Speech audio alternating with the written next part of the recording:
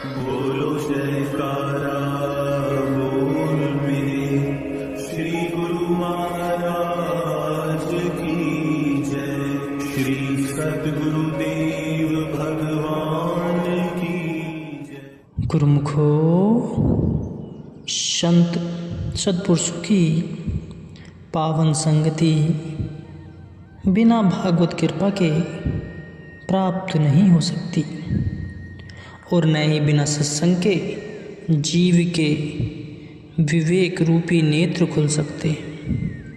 इसलिए जीवन काल में पूर्ण पुरुषों की खोज कर उनका सत्संग श्रवण करके और उस पर आचरण कर उनकी पवित्र सेवा का लाभ प्राप्त करना चाहिए।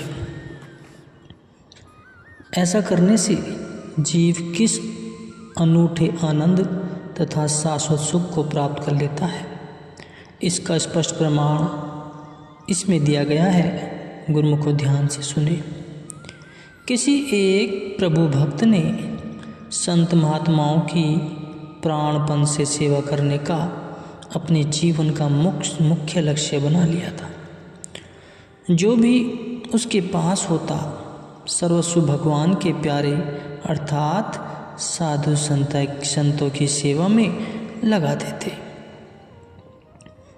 उनकी धर्मपत्नी उनसे भी अधिक ईश्वर्यपरायण व साधु सेविका थी। यहाँ तक कि भक्त जी घर के वस्त्र बर्तन जेवर आदि बेचकर संत सेवा में लगा देते तो भी यह कुछ न कहती। प्रत्येक हर समय ईश्वर आराधना व संत सेवा में मस्त रहती। यह प्रेम प्रतिमा अपने पति से कहती, पतिदेव संत महात्माओं की पावन सेवा के निमित्त हमारे घर के नश्वर पदार्थ खर्च हों तो इससे बढ़कर हमें और खुशी क्या हो सकती है। दाता तो वह स्वयं ही है, हम तो केवल निमित्त मात्र हैं। इन्हीं शुभ व श्रेष्ठ विचारों के होने पर ही इस अनन्य प्रेमिका ने अपने समस्त आभूषण जो कि स्त्री जाति को प्राणों से भी प्रिय होते हैं वे संत सेवा में लगा दिए। जहाँ केवल धन का ही खर्च हो और आमदनी का कोई साधन न हो तो भला संचित धन कब तक काम आएगा। इनके पास धन पदार्थ जो कुछ था सब कुछ संत सेवा में खर्च कर दिया तो अंत में उनके घर में दरिद्रता ने आके डेरा डाल लिया। परिणाम स्वरूप भक्त जी ने भिक्षा मांगना आरंभ किया। प्रतिदिन प्रातः मधुकरी हेतु जाते, वहाँ से जो कुछ मिलता उसी पर संतुष्ट हुए रहते थे। प्राप्त हुए भोजन में से प्रथम को साधुजनों का आदित्य संस्कार करते, उसके पश्चात बचा हुआ भोजन स्वयं आप अपना शेष समय मालिक के भजन अभ्यास में लगाते थे। इसी प्रकार उनका पर्याप्त समय बीत गया। आदिकाल से ही यह नियम चला रहा है कि भगवान अपने भक्तों की प्रेम परीक्षा लेते आए हैं, क्योंकि जब तक सोने को कुठाली से न निकाला जाए जब तक कि उसमें चमक नहीं आती। सो इसी प्रणाली के अनुरूप ही इस प्रभु भक्त दंपत्ति की प्रेम परीक्षा लेने के लिए भगवान ने एक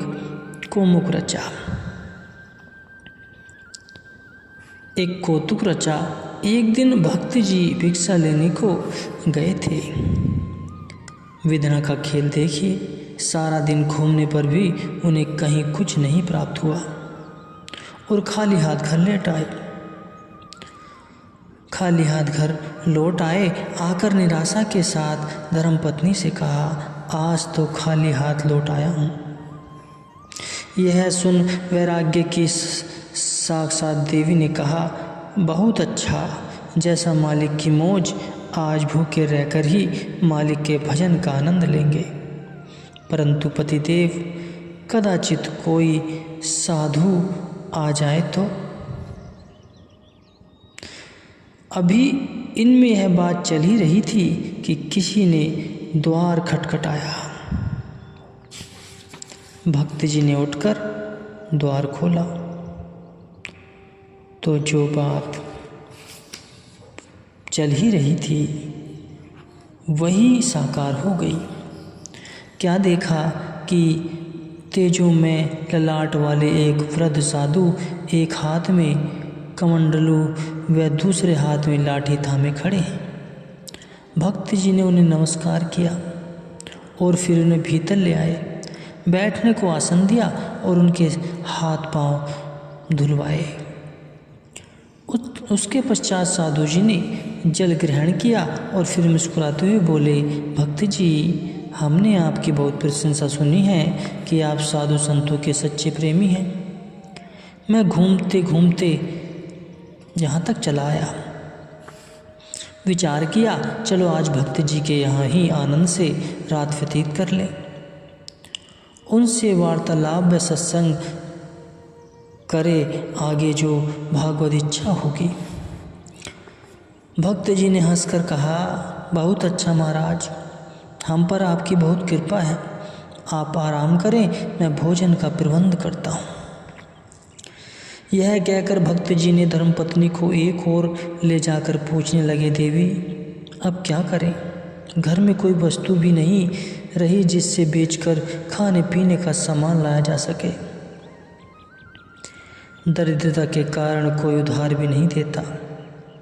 भक्त जी की चिंता सनी बात सुनकर कुछ क्षण सोच कर हंसती हुई भक्तनी बोली, पतिदेव भोजन का प्रबंध हो जाएगा। इस पर भक्त जी ने हैरानी से पूछा, वो कैसे? देवी ने उत्तर दिया कि आप कैंची ले आवें। स्त्री के कथनानुसार वह कैंची ले आए। तब स्त्री ने कहा, पतिदेव आप मेरे सिर के आधे बाल काट लो और रस्सी बनाकर बाजार में बेचाओ। उससे जो पैसे प्राप्त हों उनसे भोजन का सामान ले आओ। भक्त जी ने अपनी धर्मपत्नी के मुख से इस सीमा तक की कुर्बानी की बात सुनी तो स्तंभ चकित रह गए। वह दिल ही दिल में सोचने लगा, कितनी उच्च शुद्ध विचार है, कितनी उदारता है एवं कितना है प्रभु प्रेम। शरीर से कितनी अनासक्ति है, विचार तो हो, ऐसे श्रेष्ठ भाव हो तो ऐसे पवित्र श्रद्धा हो तो ऐसी ऊंची। भक्ति जी इन विचारों में निमग्न थे कि देवी ने फिर कहा, भोजन में देरी न हो रही हो। भोजन में देरी हो रही है, बूढ़े बाबा ने मालूम कितनी देर से भूखे होंगे। आप जल्दी करें, मेरे बाल काट कर रस्सी बनाएं तथा उसे बेचकर सामान ले आएं। भक्त जी ने कैंची से धर्मपत्नी के सिर के आधे बाल काट लिए, रस्सी बनाकर बाजार में बेची। जो कुछ पैसे मिले उन्हें भोजन का सामान लेकर घर ले आए। आज देवी का हृदय प्रशंसा से साधु में मंजन कर रहा था कि इस नश्वर शरीर का कुछ हिस्सा साधु सेवा के काम आ जाए। मैं कितनी सौभाग्यशाली हूँ कि उस परम पिता परमात्मा ने कृपा कर सेवा करने का अवसर दिया। आखिर एक न एक दिन इन केशों ने अग्नि में सूखे घास की न्याय जलकर राख ही हो जाना है। बहुत ही अच्छा हुआ कि इन बालों से ऐसा शुभ काम पूर्ण हो गया। इन शुभ विचारों में मग्न हो मैं भोजन बनाने के काम में व्यस्त रही। जब भोजन तैयार हो गया तो मीठे स्वर में आवाज़ दी, पतिदेव भोजन तैयार है, ले जाइए। परोसा हुआ भोजन भक्त जी ने साधु जी के आगे रखा और प्रेम संचित भोजन पाकर संत जी तृप्त हो गए। उसके पश्चात दंपति ने उनका बचा हुआ प्रसाद ग्रहण किया। कुछ देर बीतने पर संत जी ने उनसे प्रेम भक्ति पर सत्संग किया। उस सत्संग चर्चा ने उनकी जलती प्रेम अग्नि में घी की आहुति का काम किया। पहले से भी बढ़कर उनके हृदय में प्रेम भक्ति की लहरें तरंगित होने लगी, जिसके दिव्यानंद में दोनों ही खो गए। उसके पश्चात भक्त जी साधु जी के चरणों की सेवा करने लग गए। कुछ क्षण पश्चात संत जी विश्राम में हो गए, तब ये दोनों भी भगवान के गुणानुवाद करते हुए शरीर को आराम देने हेतु सो रहे थे। संत रूप में स्वामी श्री भगवान जी की अपने भक्त की परीक्षार्थ उनके घर में ठहरे हुए थे। ब्रह्म मुहूर्त से पहले ही उठ कर ईश्वर भजन में लीन हो गए। प्रातःकाल जब ये दोनों उठे तो उन्होंने संत जी को योग अभ्यास के दिव्यानंद में मस्त हुआ देखा। जाकर सादर प्रणाम किया और थोड़ी देर बाद संत जी ने आँख खोली। तब सत्संग की पावन धारा से उन प्रभु प्रेमी को कृतार्थ करने लगे। सत्संग समाप्ति पर संत जी ने कहा, भक्त जी, रात तो आपके यहाँ बहुत अच्छी और आराम से व्यतीत हुई। अब दोपहर को यहाँ से भोजन करके साध्य समय आगे प्रस्थान करने का विचार है। भक्त जी ने सुना और मुस्कुरा दिए। उसके पश्चात दोनों प्रेमी यहाँ से बाहर आए और चिंतातुर हुए भक्त जी धर्मपत्नी से कहने लगे, देवी, रात को तो भोजन का प्रबंध किसी प्रकार हो गया था, किंतु अब दोपहर के भोजन का प्रबंध कैसे होगा। यह सुन देवी मुस्कुराती हुई बोली, स्वामी, इसमें फिर चिंता की क्या बात है। मेरे सिर के शेष आधे बाल जो हैं इन्हें काट कर रस्सी बना लें और संत सेवा में लगाकर कृतार्थ करें। अतः भक्त जी ने पत्नी का कहना मानकर वैसे ही किया, क्योंकि उन्हें अन्य उपाय सूझ भी नहीं रहा था। बाल काटे, रस्सी बनाई और बाजार में जाकर बेचने से जो दाम मिले उससे भोजन का सामान ले आए। सामग्री आ जाने पर पत्नी ने बड़ी श्रद्धा से भोजन तैयार किया और भक्त जी ने श्रद्धापूर्वक साधु महाराज जी को भोजन करवाया। जब बूढ़े बाबा भोजन कर चुके तो कहने लगे, भक्त जी, हम आप दोनों प्रति प्रसन्न हैं, अतः कोई इच्छा हो तो प्रकट करो। इस पर भक्त जी ने हाथ बांधकर कहा, महाराज, हमारी हार्दिक इच्छा तो यही है कि जीवन काल में आप जैसे संत महात्माओं की सेवा व सत्संग का शुभ अवसर मिलता रहे और अंतिम समय ईश्वर के ध्यान में ही हमारी यह देह छूटे एवं हमारा मन उनके चरणों में लीन रहे, जैसे किसी प्रेमी के इन हार्दिक उद्गारों से स्पष्ट प्रस्तुत होता है। संत रूपधारी भगवान उनके ये प्रेम भरे शब्द सुनकर तथा उनकी उत्तम भावना को जानकर अति प्रसन्न हुए और पुनः कहने लगे, भक्त जी, वर मांगो। परंतु यह दंपति प्रभु प्रेम व त्याग के सचिव प्रतिरूप नीचे नेत्र किए हुए खड़े रहे। संत जी के द्वारा कहने पर इन्होंने जैसे ही संत जी की ओर दृष्टि उठाई तो इनके आश्चर्य की सीमा न रही, क्योंकि महात्मा जी के स्थान पर अब उनके समक्ष शंख चक्रधारी साक्षात भगवान खड़े मंद मंद मुस्कुरा रहे थे। यह देखकर दंपति ने उनके चरणों पर सिर रखकर प्रेमाक्षों से उनके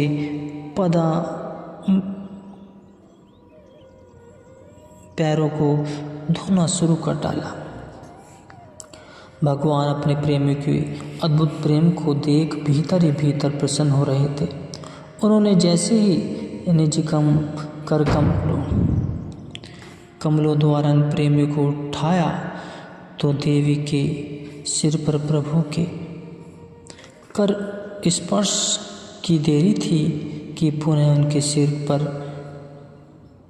पूर्ववत अपितु पहले से भी सुंदर केस उगाए।